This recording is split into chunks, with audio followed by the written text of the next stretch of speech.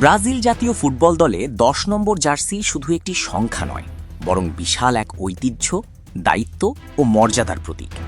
এই জার্সি পরেই ইতিহাস গড়েছেন পেলে, জিকো, রোনালদিনিওর মতো কিংবদন্তিরা। এরপর দলীয় শ্রেষ্ঠত্বের মর্যাদার অন্যতম এই স্মারক ওঠে নেইমারের গায়ে।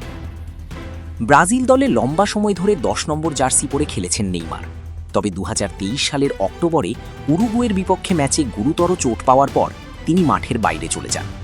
এরপর এই জার্সিটি কখনো কখনো পরেছেন রাফিনিয়া, আবার কখনো ভিনিসিয়াস জুনিয়র। তবে নেইমার বিশ্বকাপ দলে ফেরার পর ১০ নম্বর জার্সি কে পরবেন তা নিয়ে শুরু হয় নানা আলোচনা।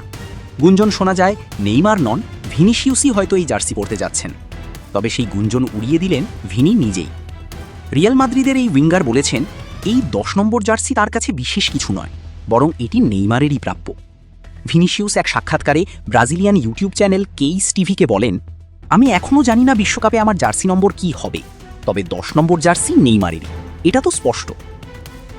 ভিনিসিয়াস ব্রাজিল জাতীয় দলে ২০২২-২৩ মৌসুম থেকে বিভিন্ন সময়ে ১০ নম্বর জার্সি পরেছেন।